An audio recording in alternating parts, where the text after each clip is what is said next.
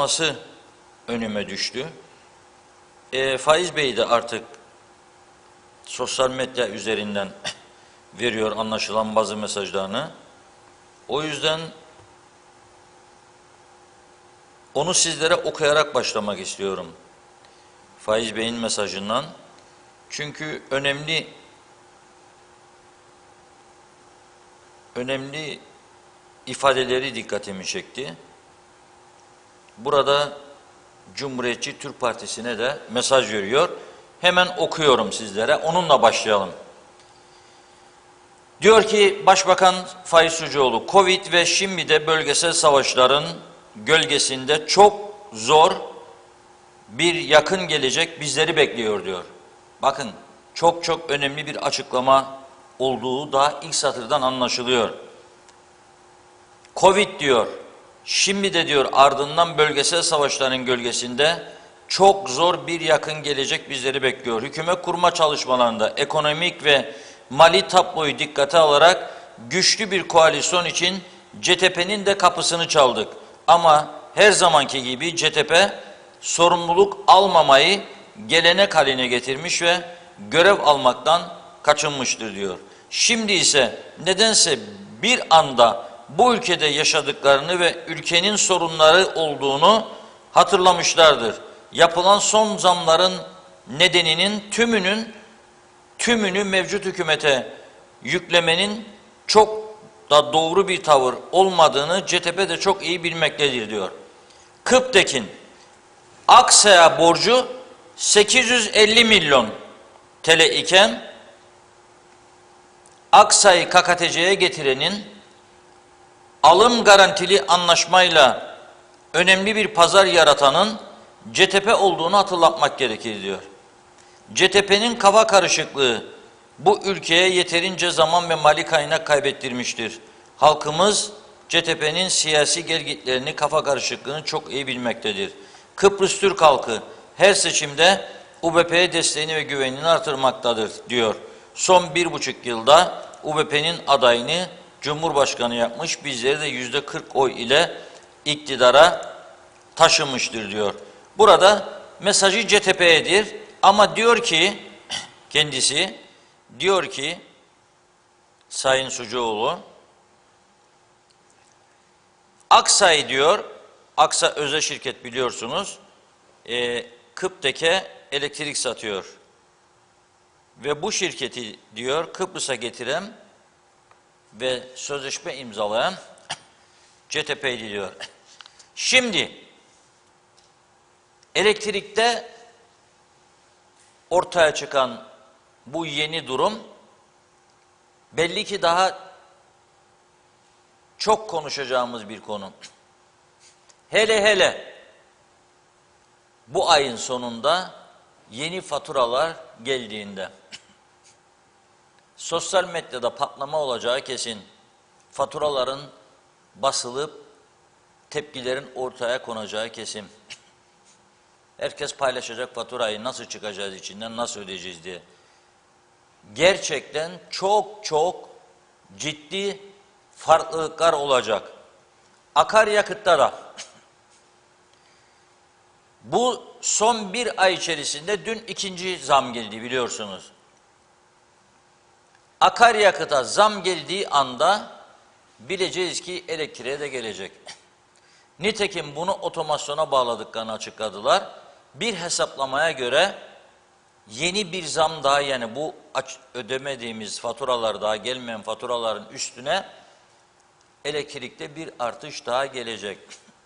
Elektrik kurumundaki yetkililerden de aldığımız bilgiye göre bu yapılan yeni zamlar, yani %300'e varan oranlarda yapılan zamlar ancak ve ancak maliyetleri karşılayacak. Ama Aksa'ya 800 kusur milyon borç verdi dedi Sayın Başbakan, bankalara da var. 1,5 milyar borçtan söz ediyoruz. Bu yeni zamlarla elektrik kurumunun eski borçlarının ödenmesi mümkün değil. Ve bu borçların ödenmesi şart. Çünkü ödemezseniz Aksa size elektriği kesecek, siz de karanlıkta kalacaksınız. Elektrik kurumunun ürettiği elektrikle %55-60'ını ancak karşılayabiliyoruz KKTC'nin ihtiyacının. Dolayısıyla aksaya muhtaçtır, mecburdur KKTC devleti. Borcu öderseniz verir, ödemezseniz bir noktada kesecek. Gelelim ikinciye, bankalar. %27'ye varan oranlarda TL, %5'e varan oranlarda dolar borçlandılar bankalardan. Bankalar her ay bunun taksidini istiyor. Ödenmeyen taksitler için faize faiz bindiriyorlar. Bundan da kaçamazsınız. Peki ne olacak bu durum? Onun için bu elektrik kurumunu yıllardır ele almayanlar, yıllardır bırak böyle gitsin, nereye giderse gitsin diyen herkes sorumludur bu işten. Herkes. Herkes sorumludur. Ve nitekim biz burada ilk günlerde esnafın tepkisini, vatandaşların tepkisini vermiştik. Dün de sanayi odasının tepkisini aktarmıştık sizlere. Nihayet bugün de ticaret odasından elektrik zammına ilişkin bir önemli açıklama geldi değerli izleyiciler. O açıklama da ticaret odası da çok ciddi uyarılarda bulunuyor. Diyor ki bu elektrik zammı topluma pahalılık ve işsizlik olarak ne yapacakmış? Geri dönecekmiş.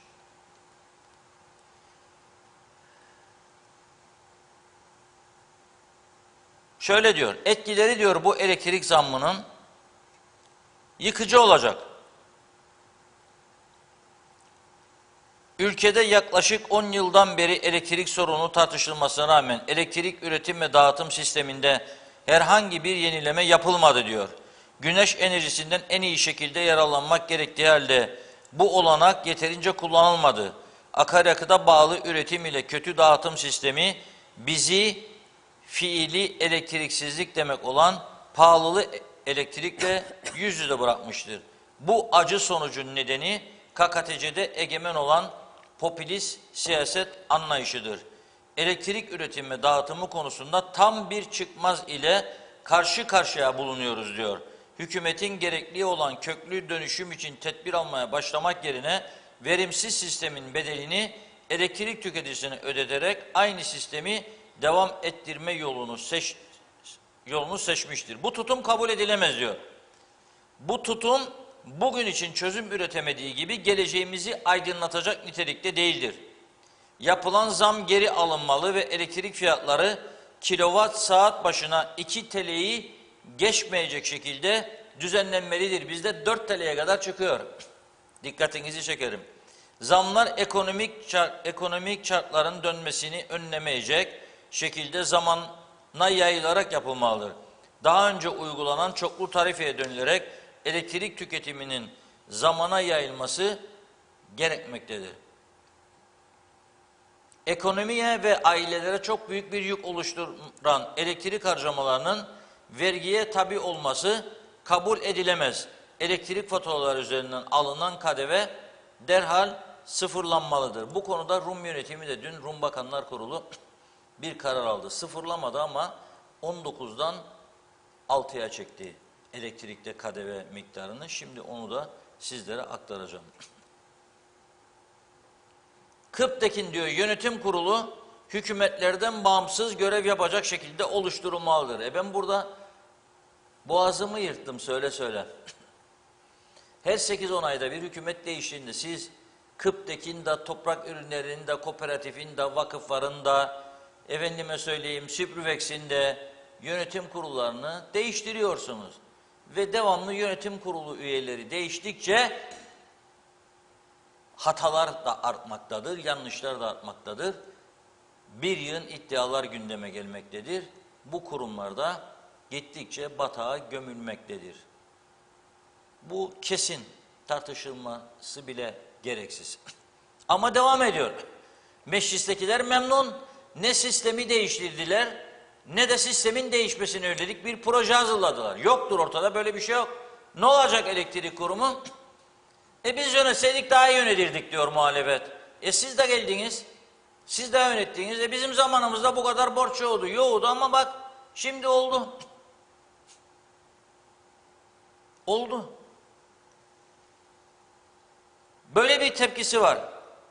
Elektrik kurumunla ilgili Ticaret Odası'nın yönetim kurulu diyor, hükümetin atadıklarından oluşmasın diyor. Ve enerji kurulu oluşsun diyor. Bu da başbakanlığa bağlı bir oluşum şeklinde gerçekleşsin diyor. Rum tarafı ne yaptı? Rum tarafı %19 olan elektrikte KDV oranlarını %9'a çekti. Akaryakıtta da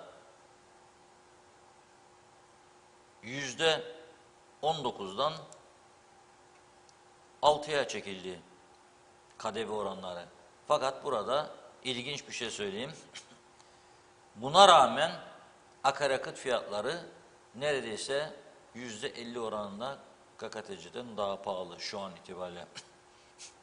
Ne olmuş onu söyleyeyim. Elektrik fiyatlarını vermedi Rum basını.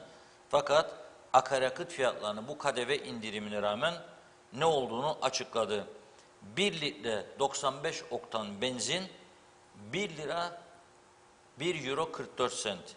Yaklaşık 22 lira 32 kuruş Türk lirası cinsinden. Mazotun 1 litresi 1 lira 1 euro 49 sent. 23 liraya yakın. Gaz yağının litresi 1 euro 2 sent. Bizde neymiş? Dün akşam biliyorsunuz dün size veda ederken dedik ki bu akşam gelmesi bekleniyor. Olası zamlar şöyle dedik. Nitekim programımız bittikten 1 saat kadar sonra yeni akaryakıt fiyatları açıklandı. Kuzey Kıbrıs'ta 95 oktan bugün itibariyle 14 lira 73 kuruş, 98 14 lira 97 kuruş, Euro dizel 14.62, gaz yağı 14.13. Ankara'da neymiş? Osman Zorlu Bey vardır, Mehmetçiğin her şeyi.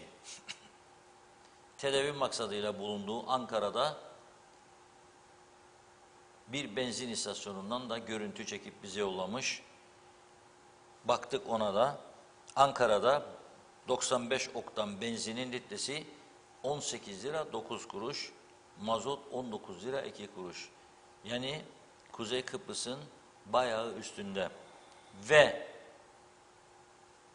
isminin belirtilmesini istemeyen bir kaynak diyor ki önümüzdeki hafta Kuzey Kıbrıs'ta yeni bir akaryakıt zammı kaçınılmazdır. Çünkü Rusya-Ukrayna savaşı nedeniyle petrol fiyatları bütün dünyada yükseliyor. Bunun kaçınılmaz sonucu olarak Kuzey Kıbrıs'ta da fiyatlar yükselecek deniliyor. Tabii bizim bir derdimiz de TL değer de kaybediyor, döviz de yükseliyor. O yüzden önümüzdeki hafta içinde Türkiye 20 TL ve üzerini konuşuyor. Kuzey Kıbrıs'ta 20'ye doğru yürüyecek gibi geliyor. Yani hatta en kötü ihtimalle bugünkü Türkiye'deki 18 lira rakamına doğru gidecek demektir. Oldukça sıkıntılı bir süreç bizi bekliyor. Bir de bizim hiç tartışmadığımız, sadece bu kurumun, Diyalog Medya'nın gündeme getirip tartıştığı tahıl konusu var. Buğday. Ne olacak? Rumlar öyle bir tartışıyor bu konuyu günlerdir ki Rum Tarım Bakanlığı her gün açıklamalara cevap veriyor. Yalanlamıyor. Adam diyor ki evet dışa bağımlıyız ve stoklarımız da tükenmek üzere diyor. Çok az bir stok kalmış ve son bir haftada buğdayın tonu 280 Euro'dan 375 Euro'ya %35 zam var. En önemli nokta bu. Ekmek fiyatları ne olacak? Güneyde yükselmeye başlamış. Daha da yükselecek diyor. Ve nasıl çıkılacak bu işin içinden bilemiyorlar şu anda. Rusya ve Ukrayna'dan alıyorduk biz, Türkiye olarak diyorum, buğdayı. KKTC Rusya'dan alıyor %100'ünü. Rumlar da Rusya'dan alıyor. Orada şu anda %35 bir fark ortaya çıktığı için bunu yansıtmak zorunda kaldıklarını söylüyorlar. Ve diyor ki Rum Tarım Bakanı 6 tane ithalatçıyla görüşmeler yapılıyor. Bir çıkış yolu arıyoruz. Bir miktar un başka bir yerden getirebilir miyiz diye. Çünkü Rusya hava sahasını kapattıkları için Rusya'dan buğday isteyecek yüzleri kalmadı. O yüzden de başka bir yerden temin etmeye çalışıyorlar. Ama stokları çok azalmış ve çare arıyorlar. Bizde bunların tartışılması yok. Gördüğünüz gibi Başbakan az önce açıklama yaptı. CTP'yi suçlar. CTP her gün açıklama yapar. UPP'yi suçlar. Ama bunun dışında önümüzü görebileceğimiz bir gelişme yok. Elektriği söylediğinizde ne yapayım? Bütün dünyada kriz var. Petrol fiyatları yükseldikçe bize de yükselecek derler. Akaryakıtı söyleseniz aynı şeyi söylerler. Ama bu arada enflasyon rakamları çok yükseliyor. Vatandaş geçinemeyecek duruma geliyor. Çok ciddi bir krizin eşindeyiz. Çok ciddi. O yüzden tamam, hükümetlerin alabileceği önlemler vardır, farklı önlemler alabilirler, almalıdırlar. Ona yönelmelidirler. Ama biz de kendimiz. Bakınız burada en az 4 yıldır hele pandemi başladığı zaman korona krizi da maaş ödeyemeyecek duruma geldiler. 8.000 liranın üzerini ödemediler ve bütün özel sektörü kapadılar, kilitlediler, aşağı terk ettiler. O dönemlerde dedim satın bu arabaları. Ey ana, bir telefon ister bu iş. Hep senden para istedik bugüne kadar. Şimdi para istemiyoruz. En azından bizim ovalarda atıl vaziyette duran sol direksiyon arabaları gönderelim. Aç kapıyı, taze para gelsin memlekete, atılı durur ovalarda.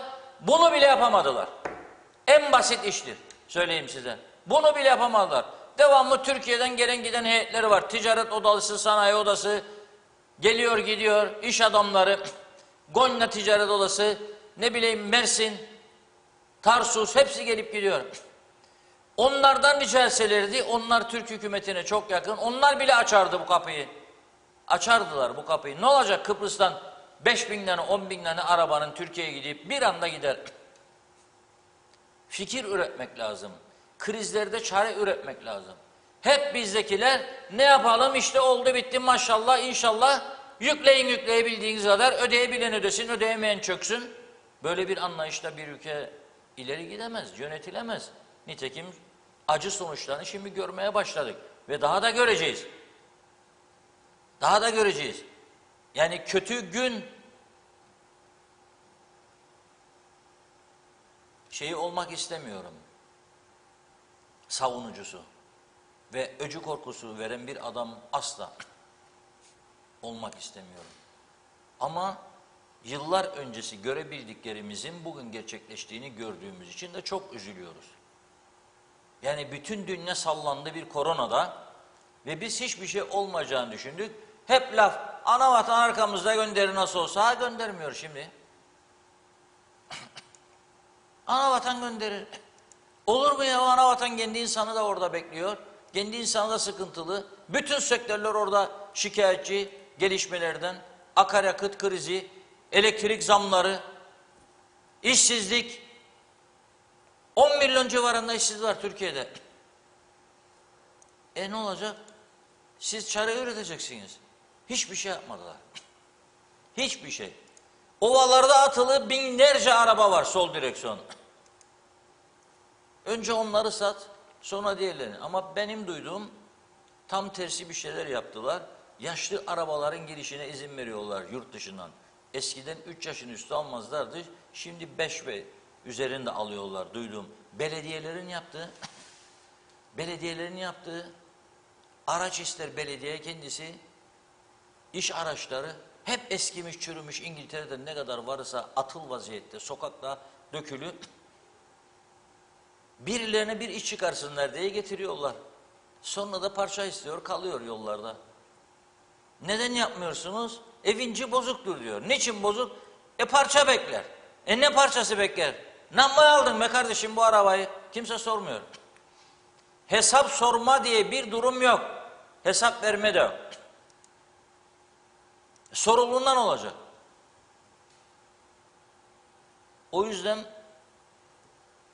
ben diyorum ki hiç olmazsa kendi kendimize tedbir almaya başlayalım. Almayanlar için söylüyorum. Daha az tüketim, daha tasarruflu bir yaşam.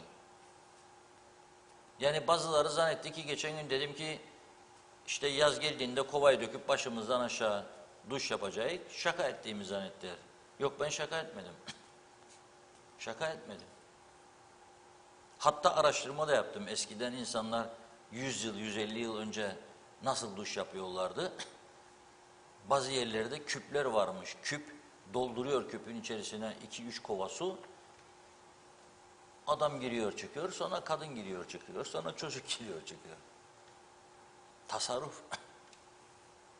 Sabun mabun da yok. Şimdi bu elektrik fiyatlarıyla dokun bakalım düğmeye. Söylüyorum, bakalım nasıl gelecek demeyin çünkü ay sonu bağırmalar olacak çok. Bu zam girdi yürürlüğe. Ve buna rağmen bu elektrik kurumu sürdürülebilir değildir. Ama hala da biz sürdürecek. Sendika bağırır devam edecek, yakarık der. Hükümet ses çıkarmaz. Kötü olmasın sendikanın yanında. Herkes bir tarafta. Hadi bakalım buyurun. Ne olacağını göreceğiz. İnşallah yanılırız burada. Ama buğday meselesi de çok önemli. Bir tanesinden aldık Arun firması. 4 aylık stok tam da savaşın başladığı gün gemi buraya gelmiş idi. Şanslı çıktık. Öteki 2 un ithalatçısının elinde ne kadar kaynak var bilmiyorum. Tarım Bakanı'ndan bir ses duymadım, bugün oldu. Yahu savaş var, savaş. Bütün dünya gece gündüz 24 saat bunu konuşur. Elektrik fiyatlarını, benzin fiyatlarını, akaryakıt fiyatlarını, borsaları konuşur, faizlerin yükselmesini konuşur, bütçe açıklığını konuşur, gıda sorununu konuşur. Bizde hiçbir şey yok. O heyeti kabul ederler, bu heyeti kabul ederler. Öpüşüp koklaşma, tamam. Bitti bu iş. Yapacak, edecek inşallah maşallah. Nedir durumumuz? Hay bir çağırın toplantıya bunu üreteceğini. O 4 ay diye düşündü, ötekilerin 1 aylık olabilirlerinde ortalamaya vurduğumuzda 1 aylık, 1,5 aylık stok çıkabilir. Ne olacak 1,5 ay sonrası? Anavatan yollar mı? Onu mu istiyorsunuz? Ana da çare düşünüyor şimdi. Yani bu şekilde bir durum gerçekten bizleri üzüyor. Evet Funda. Deyip mesajlara geçelim vakitlice. Çok teşekkür ederek hemen başlıyorum. Mustafa Özcan dün akşam Devlet Televizyonu'nda yapılan bir oturumda gazeteci hayat pahalılığı zammı ile ilgili başbakana bir soru yöneltti. Biraz kaçamak cevap aldı diye düşünüyorum. Ben de bizleri aydınlatması için Reşat Bey'e sormak istiyorum. Bu hayat pahalılığı zammını kimler, hangi sektörler alıyor, kimler alamıyor? Mehmet Kurtulmuş selamlar, iyi yayınlar diliyorum. Cumanız mübarek olsun yazdı. Mustafa Özcan yine diyor ki bir de güneş panelleri konusu var. Güneş panelleri serbest bırakılmış, çok güzel. Peki maliyeti ne? Kim alabilecek? Devlet bu konuda katkı yapabilecek mi? Bankalardan düşük faizli kredi ortamı sağlansa bile evine tüp aracına benzin alamayan, elektrik zamlarıyla faturayı ödemekte kara kara düşünen, pazarda taneyle alışveriş yapan vatandaş nasıl güneş paneli taktıracak? Yani bütün bunlara bir cevap verilmesi gerekmez mi diyor. Erol Topçu hayırlı yayınlar. Engin Sedat Tözün Sucuoğlu'nu eleştirmiş. Diyor ki CTP ile uğraşacağına işini yapsın. Niçin adaylıktan çekildiğini anlatsın bize. Tekrar niçin aday olduğunu da açıklasın. Tahsin Bey'in durumu ne olacak onu söylesin. Benaus Ergün Yurteri, bizler zengin bir ülke değiliz fakat narenciye ülkesiyiz. Bugün Ukrayna'da yaşananlardan dolayı 2 tır portakal ve mandalin gönderelim. Orada yaşayan insanların dertlerine bir nebze su serpelim, bunu yapalım. Manolya Hasan Şahin, kolay gelsin. Ne yani, devlet iyi yönetememişler, borçlanmışlar. Vatandaş mı çekecek cezasını? Yazıklar olsun diyor. Tema Yavaş Londra'dan selamlarını yolladı. Reşat Bey, diline sağlık, çok güzel yayın yapıyorsun demiş. Selçuk Uskan, her kötülüğün vatandaşa darbe vuruyor olmasının tek sebebi ganimet bittiği içindir. Bir kez düşünelim. Sebep Rum'un ganimetiyle buraya kadar geldik. Araba stop etti, benzin bitti, koymazsak diyor. Araba nasıl gidecek? Ulus Barani, Reşat Bey, Sucuoğlu'na şimdi ne oldu da diyor, sıkıya girince muhalefeti suçlamaya başladı. Başbakan olunca etrafına gülücükler saçtı. Şimdi sıkıyı gördü ve ağlamaya başladı. Yiyemem demiş. Hazmede hazmede yiyeceksin diyor. Senin arkanda Türkiye var. Vedat Özkan, herkese iyi akşamlar. Sorun seçimlerde değildir. Sorun parayla ülke yönetmektir. Ülke parayla yönetilir. Siyasilere duyurulur. Salih Engin, ülkeyi batıran üçlü parti yine iş başında. Halkın Allah yardımcısı olsun. Erol Hasan Avustralya'dan selamlarını yolluyor. Kolay gelsin demiş. Teşekkür ediyoruz. Doğan Falyalı, vatandaş bu yükü çekemez. Devlete ait araziler var. Onları satıp kurumların ve diğer borçlar ödensin. Yoksa faizin altında ezilecek. Tabii bizi ezecek. Ezilmeden kurtulalım. Vedat Özkan, siyasiler şu hususu bilmiyor. Üretmeyen ülke kaybetmeye mahkumdur. Tarım ve hayvancılık çok önemlidir. Fakat siyasiler maaş derdinde. Erkan Kaya, pandemide petrolün fiyatı 24 dolara düştü. Ne oldu? Düştü mü fiyat? Yok. Ama ne oldu? Yükselince hemen arttıralım. Kim kazanıyor bu işten? Hem yakıt getiren firmalar hem de devlet vergi alarak kazanıyor. Esnaflar zarar ederken izliyoruz ama hiç akaryakıt firması zarar etmiyor. Bence akaryakıt firmalarının kazançlarına sınırlama getirilmeli. Vedat Özkan, Kuzey Kıbrıs her şeyi Türkiye'den alıyor. Neden onu almıyor? Lütfen vekillere sorun Reşat Bey. Problem büyük. Nazime Nalbant, hayırlı cumalar Londra'dan herkese, sevdiklerime selamlar. Akşam yine duyduklarımıza inanamadık, söyledik. Başbakanımız bu savaştan dolayıymış zamlar dedi diyor. Çok çıktığını söyledi. Niçin daha evvel bu zamlar yapılmıştı? O zaman savaş mı vardı? Bir de çok vaatlerde bulundular. Her şeyi yapacağız, her şey iyi olacak dendi. İnşallah söz verdikleri her şeyi yaparlar. Sözde kalmamasını dilerim. Bugünlerde zamlardan dolayı alacak hiç paraları da kalmadı. Ne olursa olsun vatandaş ödüyor. Kimse de arabasını kullanamayacak. Bu yakıtın çıkması nereye kadar? Çıkış yolları ve çareler arıyorlar. Bu halkımızın sonu ne olacak soruyorum demiş. Ali Dereseven, elektrik konusunu hükümet görmüyorsa muhalefet de mi görmüyor? Muhalefet yapacağız diyen parti, merak ediyorum neyin muhalefetini yapacak? Aylardır, yıllardır konumuz hep elektrik sorunları. Muhalefet halkın yararına olacak elektrik konularını niye gündeme getirmez? Muhalefetin elektrik konusunda hiçbir alternatifi yok mu? Ertay Kızıl, oy uğruna gerektiği zaman önlem almayan UBP, seçim şirini UBP, yapılması gereken zamları az ve zamanında yapmadı. Şimdi diğer partileri suçluyor. Kuzey Kıbrıs'ın bu durumda olmasının sorumlusu UBP'dir. Sayar Aker, benzine para bulamazsak Arabistan'dan deve ithal edelim. Bir zamanlar eski zamanlar gibi hızı azaltalım, keyfimize bakalım. Minnet ülkesinde açlıktan sancı çekmek utanç vericidir. Selçuk Uzun, güneyde stoklar yok ama kuzeyde stoklar varmış gibi Rum tarafı kuzeye geçip marketlere akın eder. Hızlı tüketim bir milletin batışıdır, buna biri dur demeli. Fatih Aztekin iyi yayınlar dilemiş. Selçuk Uzkan, ben de diyor zihinsel engelliyim ama böyle küçük zamları herkes kabul ediyor. Basınsa önemli diyor. O kötü şartlarda yaşayanlar Kuzey Kıbrıs'a gelip kalifiye olmayan insanlar çalıştırıyor. Sonra da aç kalıyor. Göçmenler gibi bize göç ediyor Türkiye'nin insanları. Onlar da aç kalıyor. Gıdalarından kesip elektriklerini ödüyorlar. Bu insanlara yardım için özel birimler oluşturulmalı. Sosyal devlet olmalı. Bunu çok kolay yapabiliriz. Sevaptır demiş. Evet, bakalım Salih Cibo. Sayın Sunat Atun maliyeye para girsin diye haftaya alkollü ürünlere de %35 zam yapacak, iyi yayınlar demiş Salih Bey. Ali Dereseven Reşat Bey, yıllardır Türkiye'den gelen suyun belli bir miktarı denize akıyor. Su Mesarya'ya taşınıp ekilen buğdaylar sulansaydı şimdi buğday konusu konuşulacak mıydı? Manolya Hasan Şahin, hükümet edenler resmen bizi soyuyor demiş. Bülent Mehmet Küçük, neden ve niçin bizler ülke olarak elektrikte yeşil veya temiz enerjiye geçmiyoruz? Niçin güneş enerjisi ya da rüzgar gülleriyle elektrik üretmiyoruz? Neden deniz suyundan elektrik üretmiyoruz? Bunu İsrail devleti senelerdir kullanmakta. Bizdeki adamlar ve idareciler sürekli NATO kafa, NATO mermer gibi hareket etmektedir. Çok yazık ediyorlar. Peki Türkiye Cumhuriyeti Devleti'nden niye elektrik sağlanmasına bazı kendini bilmezler karşıdır? Bizlere göre tüm bunların akıllıca ve mantıklı bir açıklaması bulunmaktadır. En derin saygılarımla demiş. Bir iki mesaj okuyup ara vereyim. Sayar Aker, Amerikan bombardıman uçakları yolda, hazırlıklı olalım, istiflemeyi unutmayalım demiş. Ayşe Ömer Balkaya, kolay gelsin, iyi ki varsınız. Meral Kavaz'da kolay gelsin diyor. Evet, son mesaj Yıltaç Özkubilay'dan okuyayım. Gümlap'ta da 4 kez elektrik gitti. Bugün ise saat 2'den beri elektrik yok. Telefondan izlemek istiyorum ama o bile yok. Anlamış değilim, ne yapmaya çalışıyorlar. İnternet parasını bizden alırlar. Çekmeyecekse boşuna her ay para öderiz demiş. Evet, Ecevit Aksu'da Reşat Bey, Gönyeli Çemberi'ndeki yeni yıl süsleri hala yanıyor, elektrik harcıyor. Niye sökmüyorlar dedi. Devam edeceğim. Şimdilik ara veriyorum. Evet Reşat Bey, buyurun. Evet, şimdi dün elektriği ikinci plana almıştık. Telefonları da gündeme getirmiştik.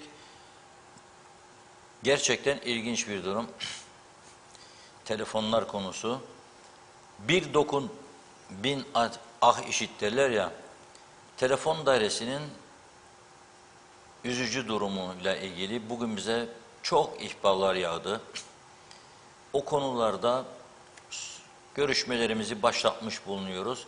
Umuyorum pazartesi günü bir neticeye ulaşırız, gerekli bilgileri toparlarız ve sizleri de aydınlatırız. Telefon dairesi neden bu duruma düştü? Neden telefon dairesi 62 milyon 2021 yılında gelir elde ediyor, 92 milyon lira gideri var, 30 milyon zarar ve yeni binalara telefon tahsisi yapamıyor. Yapamadığı halde inşaatlarda bu kurum adına para toplanıyor. Bu paralar nereye gidiyor? Kontür satışları var. Hala da eskiden daha çoktu. Kontürlerin paralar nerede toplanıyor? Nereye gidiyor? Bütün bunlarla ilgili araştırmalarımız devam edecek. Ama bu arada vatandaşlara da sorduk. Siz evinizde, iş yerinizde hangi telefonu kullanıyorsunuz? Normal sabit telefon mu yoksa cep mi? Hangisi? Ne kadar para ödüyorsunuz? Birlikte izleyelim. Cep telefonu kullanıyor musunuz? Evet. Ne kadar fatura ödüyorsunuz aylık? 54-60. Civarında Evet. ödüyorsunuz. Peki ev telefonunuz var mı? Vardı. Ona ne kadar ödüyorsunuz? Aylık kullanmadığıma rağmen 38-40 lira civarında. Hiç mi kullanmıyorsunuz? Şöyle bir şey vardır. Hep ev telefonu kullanmıyoruz. Ev telefonu kullandığımız için o da internet bağlı olduğu için herhalde o fiyat çıkıyor yani. Evet. Peki ev telefonunda arıza yaşıyor musunuz? Tabii genelde tam olarak telefonlar iyi çalışmıyor. Evet. Peki aradığınızda telefon dairesine kolay ulaşabiliyor musunuz? Evet. Arızanız kısa sürede gideriliyor mu? Evet. Hizmetinden memnunsunuz o zaman.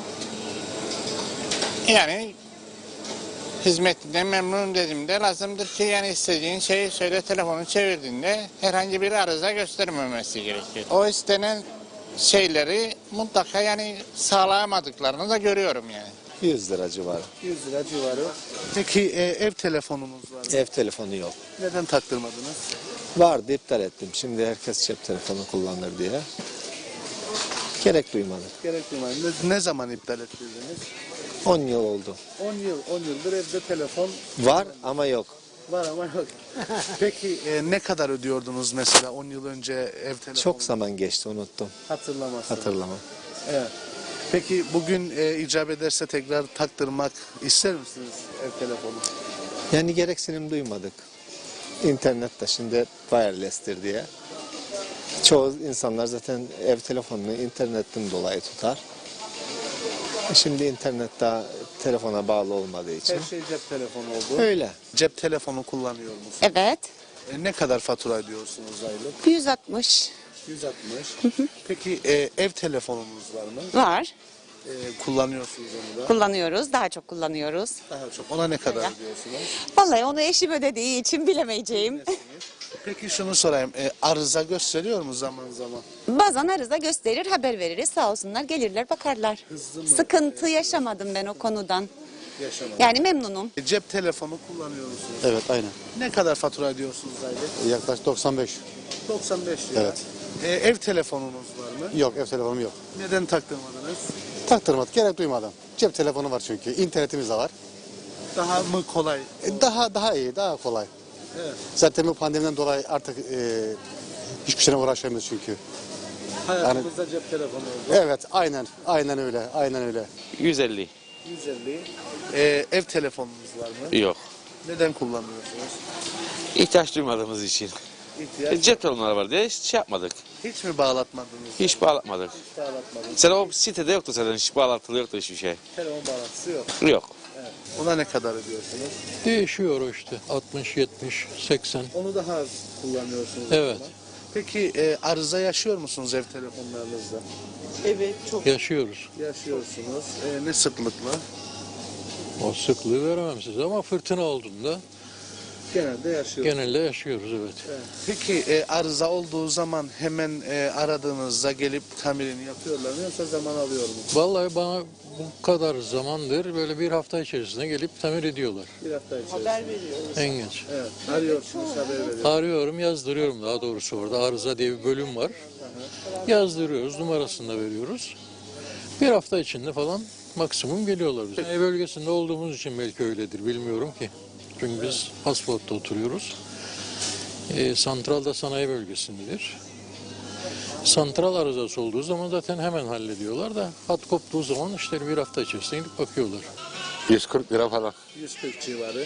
Peki ev telefonunuz var mı? var. Ona ne kadar ödüyorsunuz? 57 lira. 60 lira. Onu daha az mı kullanıyorsunuz? Onu yalnız hanım kullanır. En son benim evi sel bastı. Telefonlar gitti. 2 tane var çünkü evde sabit telefonum. 1,5 aydan önce tamir ettiremedik. 1,5 ay. Evet. O kadar uzun yani. Yani Peki sel olmasaydı ne sıklıkla arıza yaşıyor muydunuz evde? ya bu memlekette bellidir standartlarımız. Ahbap arkadaş çavuş ilişkileriyle bu işler yürür. Evet. Ama ne kadar yürür, nereye kadar yürüyecek bilemeyiz tabii. Bir yerde kopacak. Bir yerde kopuyor zaten. Eğer tanıdığın bir arkadaşın yoksa sana yardım edebilecek, orada o iş zarıncar gider.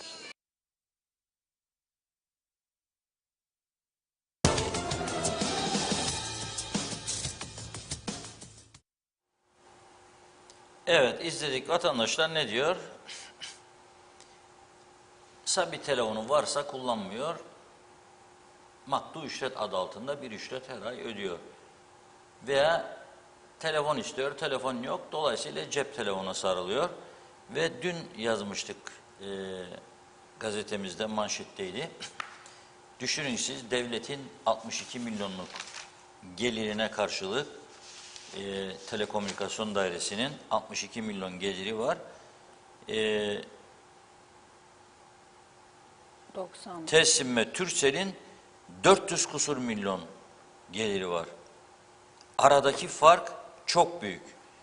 62 milyon bir taraf gelir sağlıyor, 430 milyon civarında Telsim ve Turkcell gelir sağlıyor. Ve devlet büyük ölçüde haberleşmeyi 2 özel şirkete teslim etmiş oluyor. Fakat laf cambazlığı çok siyasilerde, özelleştirmeyecek diyor. Özelleştirmeyecek. Ne yapacaksınız? Özelleştirecek. Şimdi bak, Türkiye'yi ara sıra bazı meselelerde suçlamak, eleştirmek olabilir de. Yani senelerle bu zihniyeti ortaya koyarak Türkiye'yi kandırmaya çalıştığımızı veya kandırdığımızı düşünerek işraat yaptığımızı da unutmayalım. Yani protokol imzalarken özelleştirme tamamdır, yes. Sonra ömrümüz yetmedi, daha görün bu muhalefette bağırı, çağrı falan istifalar. Başka bağırı. Ama paraları bu arada al. Adamlar gördü, baktı, gördü ki sen kendimize göre bir dikili taş siyaseti yarattık burada. Ve bu çerçevede de başarısızlığa mahkum olduk. İflasa sürüklendik, daha doğrusu iflas. Bir toplumun topluca iflasıdır bu. Bakınız, Iceland vardır, İzlanda. O global kriz çıktığı zaman batan ülkelerden biriydi. Ve olduğu gibi topluca İzlanda satışa çıkarılmıştı. Oranın yönetimi tarafından. Bu ada satılıktır diye. Ama kimse gidip satın almadı. İyi ki de almadı. Ondan sonra direndiler, akıllı kararlar ürettiler, borç aldılar. Şu anda dünyanın en zengin, en ferah ülkelerinden biri oldular. 7-8 yıl gibi kısa bir süre içerisinde adamlar iflastan refah düzeyi en yüksek ülkelerden biri haline geldiler. Demek ki iyi yönetim son derece önemlidir. Ve doğru dürüst siyaset, doğru düzgün siyaset yapmak. O da yok bizde. Şimdi az önce okumuştum Sayın Başbakan'ın CTP'ye çatan açıklamasını. Şimdi de Tufan Hoca'dan görmedim daha. Gelir herhalde bir açıklama ama CTP milletvekili eskiden Tarım Bakanlığı yapmış olan Erkut Şahali'den bir açıklama geldi Başbakan'a. Diyor ki Sayın Sucuoğlu artık diyor yalan söylemeyi bir kenara bırakmalı ve iş yapacaksa diyor eğer işine bakmalı. Yıl 2003 diyor. UBP hükümette Aksa Kıbrıs'ta elektrik üretmeye başlıyor. Kendi geçmişine sahip çıkacak cesareti olmayan Faiz Bey'in diyor bu ülkenin geleceğine yapacağı katkı yoktur, olamaz diyor. O da Faiz Bey'e çatıyor ve diyor ki Aksa'yı diyor 2003'te gelmişti UBP hükümeti döneminde Kıbrıs'a diyor. Faiz Sucuoğlu Bey de diyor CTP getirmişti onları diyor. 850 milyon Aksa'ya borçlar diyor. Ben de şunu söylüyorum. İsteyen istediğini söylesin, isteyen istediğini düşünsün. Aksa kimdir, sahibi kimdir, buradaki öncüsü kimdir? Ne yüzünü gördüm, ne sesini duydum, ne de adını bilirim. Ama bakıyorum, 3 gün önce okudum Türkiye'deki ajans haberlerinden. Aksa dünyanın 7 değişik ülkesinde elektrik üretip satan bir şirket. Dünyada jeneratör üretiminde 2. büyük şirket.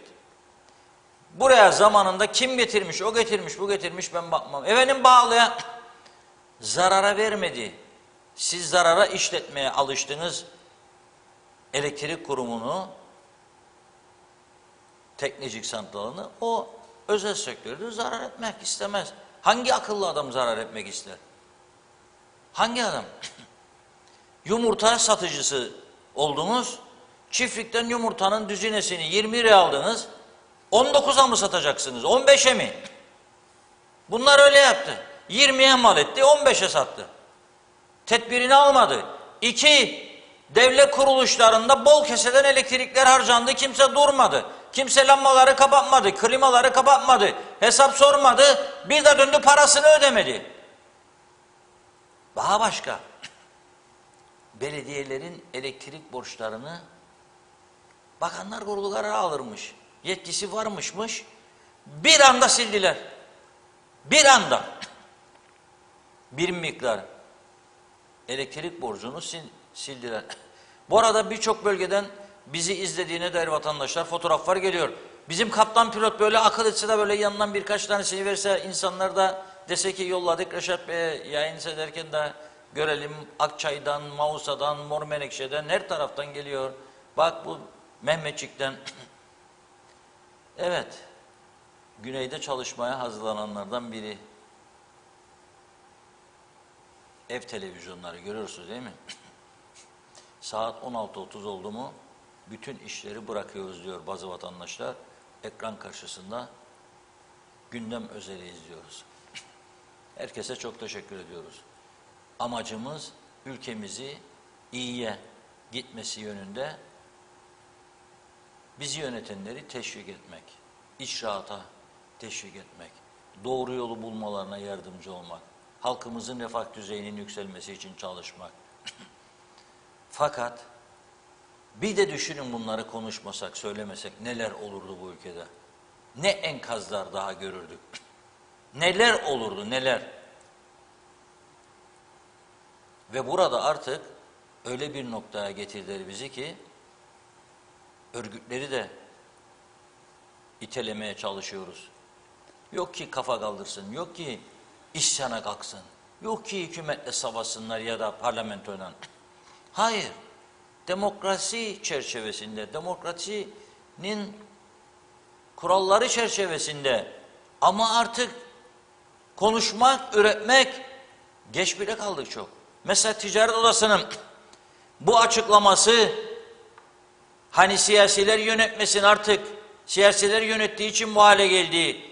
Keşke bunu 5 sene evvel yapsaydılar, 7 sene evvel yapsaydılar. Bir rahmetlik eski başbakanlardan Osman Örek bir mazot zammı yaptı diye iktidardan düşürdü zamanında kendisini çiftçiler. Hellim Partisi'ne gitti diye gene aynı şeyler. Ticaret Odası bir açıklama yayınladığı zaman da hükümetler düşerdi, bakanlar değişirdi. Çünkü o zamanlar tarafsızdı Ticaret Odası ve diğerleri. Şimdi taraflıdırlar demiyorum ama daha aktif. Zaman zaman taraflı oldular, o da bir gerçek. Taraflı oldukları zaman da bağımsız icraat yapamadılar. Bizim burada söylediklerimizi söyleyemediler yetkililere. Ama bakın memleket ne hale geldi şimdi. Kazanan da, zengin olan da huzursuz, mutsuz. Kazanmayan, memnun olmayan, fakir olan, gittikçe fakirleşen de mutsuz. Birisi yazıyor bugün, bir partiye bir dönem başkanlık yapan bir genç arkadaşımız yazıyor. Paylaştığı için adını söylemekte bir mahsur görmüyorum. Yenal, senin yazısını okuduğumu da anlamış olurum. Ben diyor tünelin ucunda ışık göremiyorum diyor. Çok mutsuzum ve çok huzursuzum diyor. Bir genç bir insan söylüyor bunu. Genç bir insan söylüyor bunu. Tünelin ucunda diyor, ışık göremiyorum. Öyle bir hale getirildi ülkemiz diyor. Öteki taraf, adanın diğer tarafı. Diyeceksiniz bana ki bu adamlar Avrupa Birliği üyesidir. Avrupa'dan milyarlarca euro yardım alırlar. Doğru mu? Doğru. Ama biz de, bizim Avrupa Birliğimiz de anavatan Türkiye. Ankara her sene yolluyor. 2,5 milyar var. 2021'de gelen, ya 2 milyar 200 milyon o civarda. Az para mı? Bir, bu doğrudan katkı. İki, askerlerin maaşını yollar, o paralar burada harcanır. Üç, turist yollar buraya. Kuzeye gelen turistlerin %75-80'i Türk vatandaşı. Onlar da para bırakır. Onlar da bu ülkeye para. 4, 80 bin civarında öğrencisi vardı burada Türkiye'nin. Şimdi bilmiyorum. Biraz aşağı olabilir bu rakamı. 80 bin öğrenci dolar bırakırlar üniversitelere. Ev kiralarlar. Oraya da sterling verirler. Kafeler, barlar, lokantalar hep onlarla iş yapar. Ben hep söylerdim. Merhum Cumhurbaşkanı Rauf Denktaş'a bir gün dedim ki siz anavatanı en çok savunan insanlardan biri, siyasilerden biri, Türk askerinin gitmesini istemeyenlerden biri, ama sık sık müzakere masasına oturmak zorundasınız. Oturmakla da iyi yapıyorsunuz. Bir gün dedim, çözüm kapıya gelir de dayanırsa ki gelecek dedim. O korkardı, Allah koymasın derdi. Asker bu ülkeden gittiği zaman kaç yüz milyon gelir kaybı olacağını bu ülkenin hiç hesapladınız mı dedim. Hiç unutmuyorum, omuzumu tuttu. Evlat dedi, vallahi bravo, hiç düşünmedim bugüne kadar. Nasıl geçen gün bir siyasiye sordum. KKTC Telekomünikasyon Dairesi ne kadar gelir? GSM'de ne kadar? Hiç dedi bugüne kadar düşünmedik biz bunu. Olabilir dedim. Herkesin ayrı düşünceli var. Fikir fikirden üstündür. Ben bir mukayese yapmak istiyorum. Araştırmacı gazetecilik benim mesleğim. Öyle aldık telefon konularına bilgileri. Şimdi bir hesabını yaptı mı birisi? 40 bin. Geçen gün birisine baktım. Bir bayan 65 bin askeri var dedi. Yahu bu sosyal medyayı bize yaradanlar, adı üstünde sosyal medya. Güzel bir gününü paylaş. Eğlenceni paylaş. Ama yok birbirini iğneleme devamlı be kardeşim. Şimdi aldığım bir habere göre bir tanesi, ne oldu? Füze düştü Larnaka'ya. Yalan. Öyle bir şey yok. Şimdi aldığım bir habere göre bilmem ne oldu. Yalan.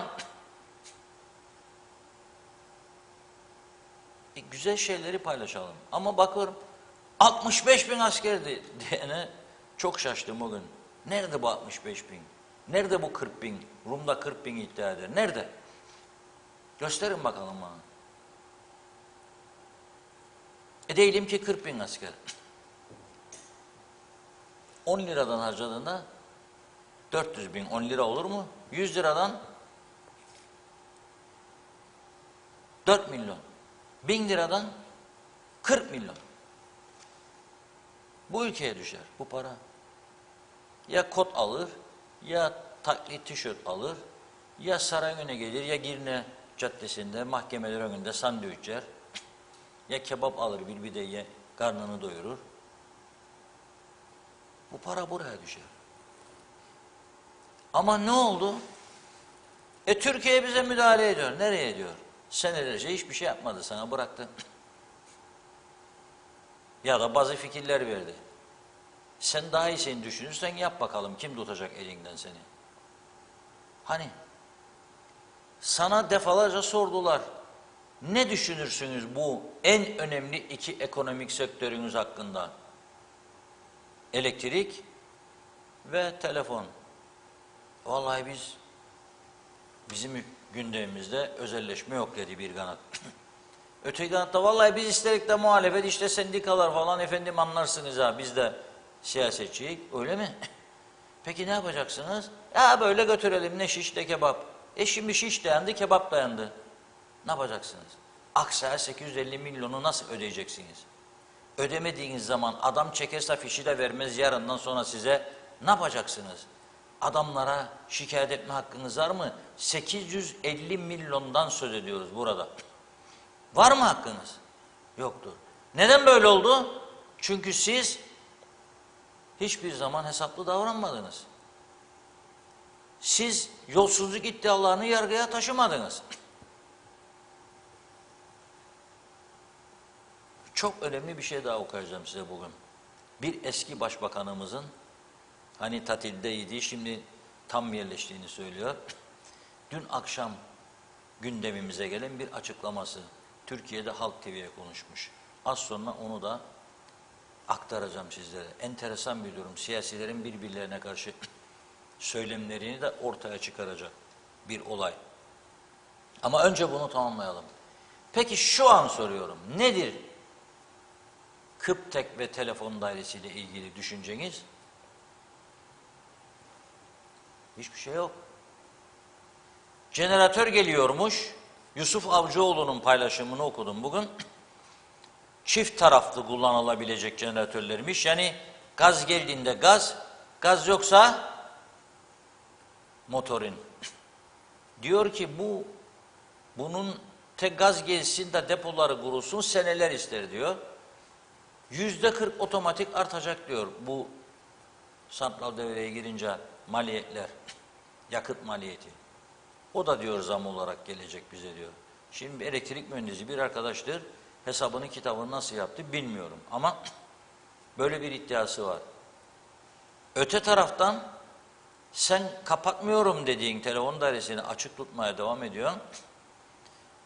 Ödüyorsun zararların da 30 milyon bonkörce. Gayet güzel. Ama 2 tane GSM şirketi alıp götürüyor buradan büyük paraları. 2021 400 kusur milyon, 2022 bu sene milyara dayanırlar. Ha, çalışan kazansın ayrı mesele. Sen ne yapıyorsun devlet olarak? Hiçbir kararı yok. Açık mı, kapalı mı? Özel mi, özerk mi? Devlet mi? Rum tarafında size söyledim. Rum tarafında şu anda 2 kuruluş SİTA, yani telefon dairesi, devletin, AİK, elektrik kurumu devletin. Fakat elektrik kurumunda AB'nin dayatması nedeniyle özelleşme girişimleri hızlandırıldı. Planlı bir şekilde. 6 tane özel şirkete 5'er megawattlık güneş enerjisi izni verdiler mi? Verdiler. Bir özel şirkete tüm elektrik ihtiyacının %30'unu karşılayacak şekilde doğal gazından izin verdiler mi? Verdiler. Bu yıl içinde biter yatırımlar. Ve %30 ucuzluk getireceği vaadiyle kontrat imzaladılar. Ve Avrupa Birliği de 100 milyon euro bu şirketin yatırımına destek verdi. Üçüncü önlem, İsrail'le yaptıkları anlaşma. İsrail'den elektrik Güney Kıbrıs'a ve Yunanistan'a, ikisini de besleyecek. Ne kadar? Günde 2000 megawatt. KKTC'nin ihtiyacı ne kadar? Normal dönemde 230 megawatt. Soğuk, çok soğuk kış günlerinde, donduğumuz o günlerde 300 megawatt. 7 kat fazlasını İsrail veriyor kendilerine. Bu insanlar İsrail'e teslim mi olmuş oluyorlar? Bağımsızlıkları elden mi gitmiş oluyor? Ne oluyor? İsrail bunları teslim almış oluyor, boğazından bağlamış, yok ediyor. İnsaf da dinin yarısı. Ama biz ne olacak? Ben size söyleyeyim. Biz ne olacak? O doğalgaz ve İsrail'in elektriği, doğalgazdan üretim, elektrik üretimi, bir de İsrail'in elektriği, 2023 gelen sene başladığında gelmeye güneye, biz tabi burada gene dövünecek elektrik kesintileri. Bakın, az önce Funda Hanım'a bir haber geldi, Reuters haber ajansından. Diyor ki sizin bölgede de elektrikler kesik. Heyecandan ölüyor çocuklar, diyor elektriksiz, ama neyse gündüz güneşi. Ev hiç olmazsa aydınlık. Aydınlıkla çocuğun dersi varsa bilgisayarda yapamaz. Yapamaz. Elektriği açacaksa ısınsın, suda duş yapsın, onu da yapamaz. Ne kadar çekecek bunu? Kaderimizdir değil. 100 yıl daha biz elektrik sıkıntısı çekecek. Siyasiler böyle düşünüyor de 3-5 kişi. Geleceğimizi bu şekilde mahveden adamları hala da dinleyerek ve onların çizdiği yolda yürüyerek. Ne mutlu KKTC'liyim de. Forever. Olmayacak. Ben giderecek köyün minarelerini görüyorum. Elektrikte de var. Yani. Bakın, dün buradan bir şey bahsetmiştim sizlere. Rum tarafında işçi. Hatırladınız değil mi? Artıyor talepler. Osman Kırmızı diye bir arkadaşımız var. Türksen'den daha hızlı çalışır bana göre. Türksen de işçi istedi, Rum tarafında olasın. O 150 kişi galiba mülakata çağrıldı. Türksen'e yazanlar 65 kişisini istihdam kararı almışlar.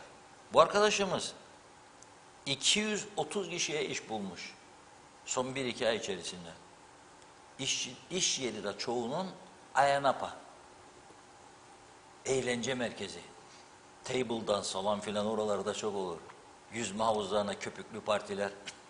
Bizim KKTC'de de varmış, duydum ama tam tespit edemedim. Herkes içtikten sonra dalıyormuş bizde de o köpüklerin içine. Artık oralarda neler olur Allah bilir. Şimdi bu Ayanapa'da inşaat işçisi, otellerde garson, mutfakçı derken dün bahsettim size.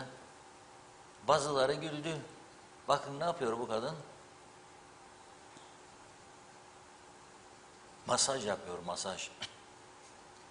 Bizim otellerde spa merkezleri vardır. En çok rağbet gören bölümlerdir. Adam tatile gelir, der ki bir masaj çektireceğim. Rahat. Masajın çok faydaları vardır biliyorsunuz. Değil mi? Kan dolaşımını hızlandırır, ne bileyim işte gerilimi azaltır. Bir yığın bir yığın. Bel masajı var, baş masajı var. Tay masajları var.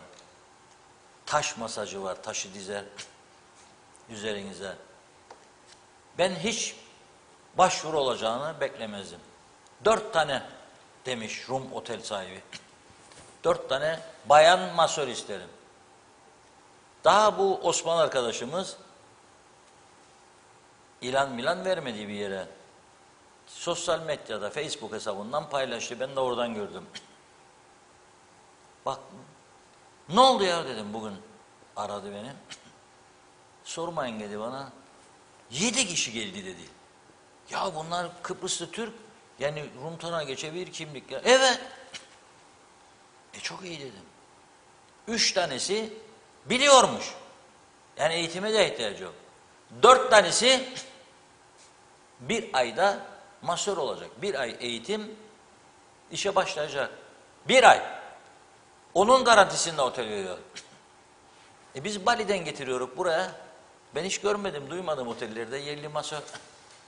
Demek ki euro olunca işin içinde her meslekten adam buluyorsun. Euro.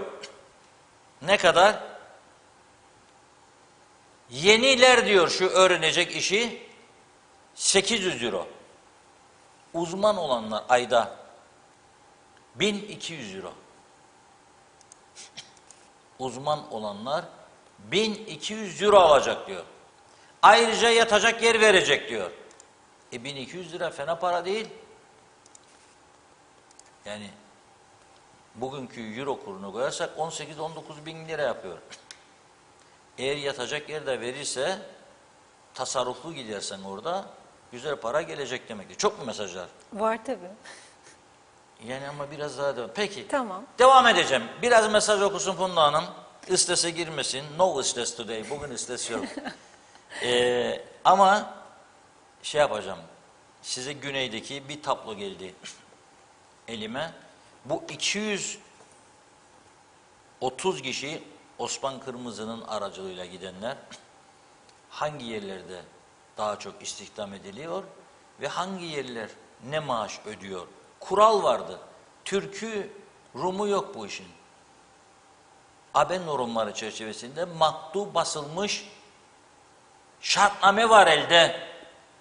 Sendikada aracı imzalıyor sözleşmeyi. Onun dışına çıkamaz işveren.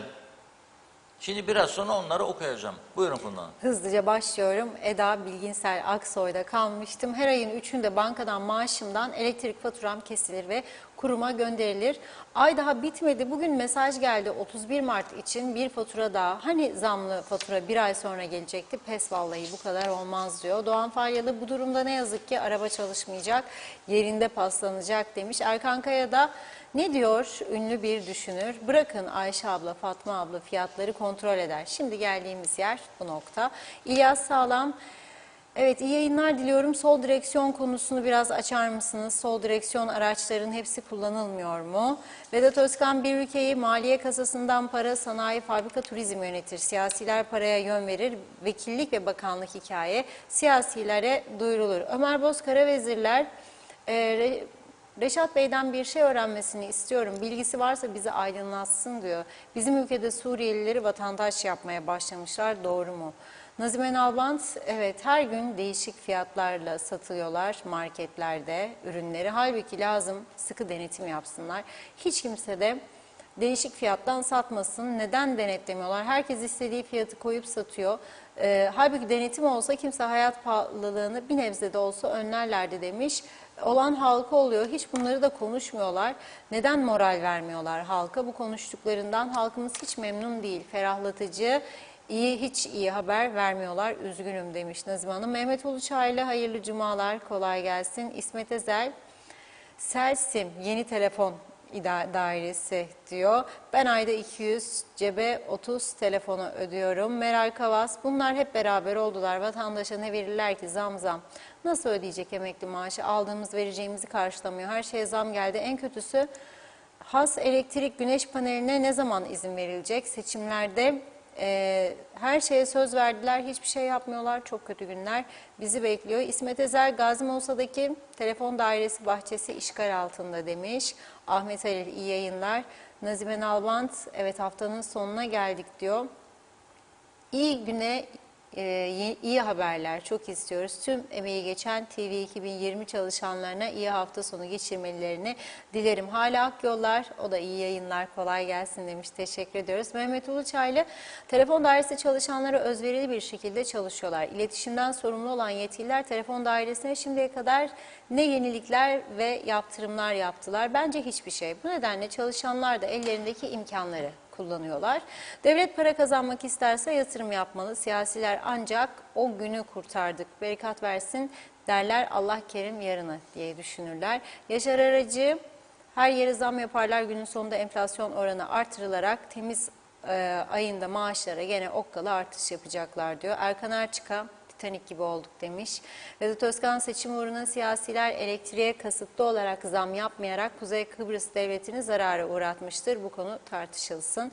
Tülay Önal, evet belli ki çok zor günler kapımızda. 3.000 lira maaşla hangi elektriği ödeyeceğiz? Ayrıca savaşın Akdeniz'e ineceği konuşuluyor. Allah yar ve yardımcımız olsun. Çelebi Ilık, hayırlı yayınlar. Kerim Akgün, İyi yayınlar. Güzelyurt'ta devlet dairelerinde gece sabaha kadar elektrik açık, lambalar yanıyor. Gülşen Bozatlı, zamsız gün yok demiş. Mehmet İnancı, hoş vakitler değerli dostlarım, hayırlı yayınlar, sağlıklı hafta sonu diledi. Hasan Çevik, bu ülke normal yönetilen bir yer olsa halk özelleştirmeye karşı çıkmaz. Fakat yönetenlerde şeffaflık, dürüstlük olmadığından, sadece yandaşa ve cebe çalıştıklarından dolayı otomatik olarak karşı çıkıyor halkımız. Ertay Kızıl, Avrupa Birliği üyesi hiçbir devlet beleşten yardım almaz. Ödedikleri yıllık aidatları ki milyonlarcadır. Darda olduklarında havuzdaki bu paradan yardım alırlar. Mehmet İnancı, bir avuç ülkede 40 dervişiz, birbirimizi bilmişiz.